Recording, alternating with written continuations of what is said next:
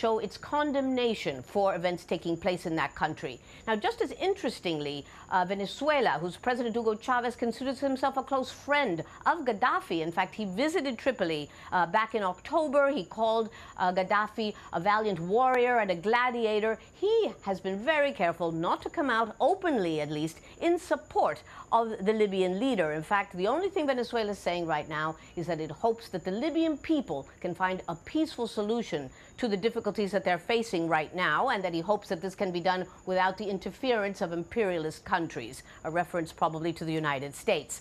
Also, Cuba, whose former President Fidel Castro considers himself close to Gaddafi, is being very, very cautious. The former president put out a statement saying, and I'm quoting him now, he says, "We need to wait to find out exactly what the truth is, to see how much is real or lies amid the chaos taking place in Libya."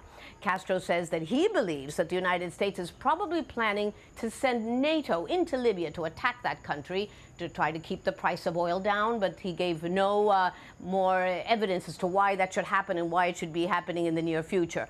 But the only country actually in Latin America which has come to the defense of Gaddafi right now is Nicaragua's president, Daniel Ortega, who says he called Gaddafi on the telephone to express his solidarity. But clearly Ortega, at least now, is the odd man out. And that's our update from the Americas. Let's return to Doha. Yes, Shihab, thank you very much. Well, a Libyan naval vessel is in waters near Malta, and we can find out why it's actually there and speak to Al Jazeera's Cal Perry. Cal, what more do we know? Well, we know that there is at least one ship from Libya somewhere off the coast here of Malta. Now, the Italian Air Force has gotten eyes on that ship. I can give our viewers a little bit more description. It's the 37th Squadron, 5 F-16s out of Trapani, which is in Sicily. Now, they took off at about 6 p.m. They got eyes on that one ship. There's no word on the two others that we hear that are off the waters. The big question, of course, is a security question.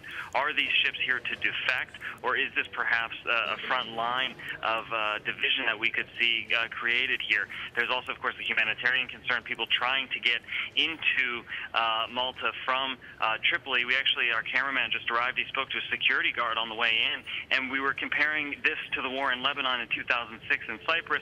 How does it compare? He said, as far as a waypoint, as far as a place for people to enter, they said this is actually going to be much, much more organized, which is pretty impressive. When you think about 2006, people got out of Lebanon pretty quickly. We're not seeing that yet, and I think it's important we add to our reporting that the weather has gone south here, which means the seas are going to be really rough. A lot of these governments are trying to get their citizens out by sea rather than by air, of course, because these planes tend to circle over Tripoli, and then the tower tells them to return to Malta. So tomorrow, when the sun comes up, I think the sea is going to really dictate what the humanitarian crisis is going to look like. So it sounds like there's another hindrance there, trying to get people out of Tripoli. But that vessel that you're talking about, Cal, has there been any contact at all with anyone on the boat?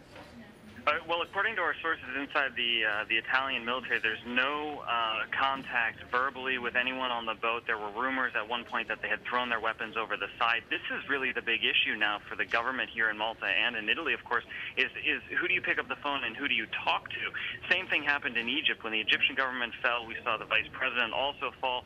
For Israel and for the United States and for regional allies around the world, there was no phone to pick up. There was nobody to talk to.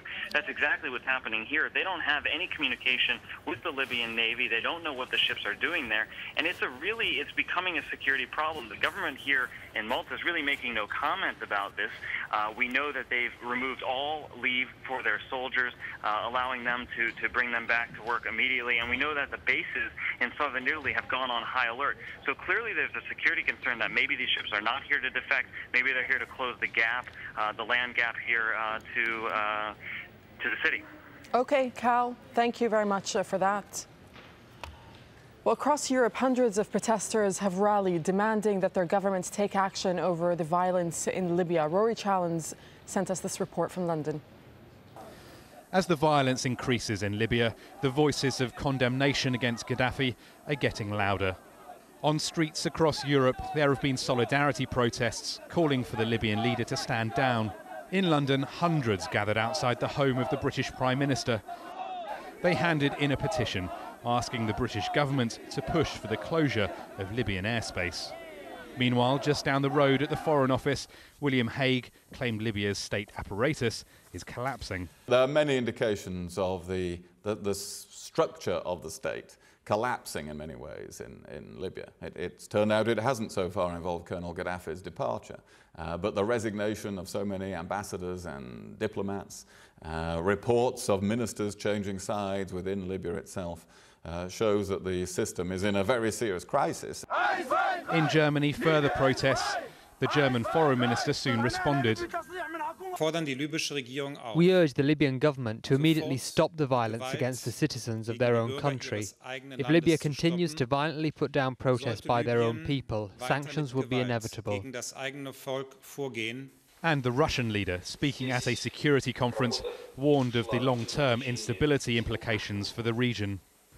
It is quite possible that complicated events will take place, including the arrival of fanatics to power. This will mean fires for decades ahead and the further spread of extremism. In France, as protests continued, the government announced it was sending 3 planes to evacuate its citizens. Late on Tuesday, the French Foreign Ministry said one of those planes was refused permission to land in Tripoli and was rerouted to Malta. Rory Challens, Al Jazeera, London. You're watching Al Jazeera's continuing coverage of what's happening in Libya, and now we can find out what social media sites are saying about the turmoil. Emike Omulu is over at our web desk for more. Emike. Thanks, Dareen. Well, with all the similarities Libya's uprising has with Egypt, there is one notable difference: pictures. Nowhere near the amount of video content coming out of Libya as there was from Egypt. That's despite the fact that the internet shutdown was much more severe in Egypt. But the clips we are getting, although few in number, are helping us piece events together. More crucially, though, they give us a glimpse into the chaos dominating daily life right now. And this one is a perfect example. And a word of warning, some viewers may find it disturbing.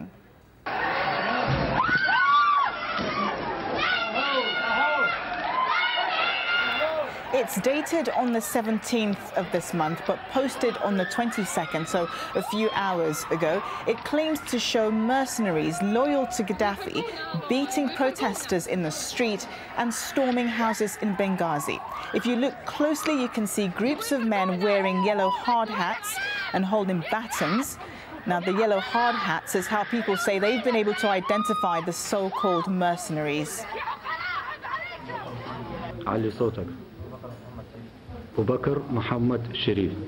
This one also in Benghazi, a man accused of being a mercenary and looks like he's been captured. He's repeatedly asked his name, where he's from. He says he's a 24-year-old and arrived on Wednesday. He says he just came to Libya to work but doesn't say what kind of work. And it goes on like this for about 5 minutes where he's being questioned. It's not clear what happens next, and we can't verify the authenticity of that clip. Another clip on Facebook shows huge anti-government crowds in Tripoli's Green Square.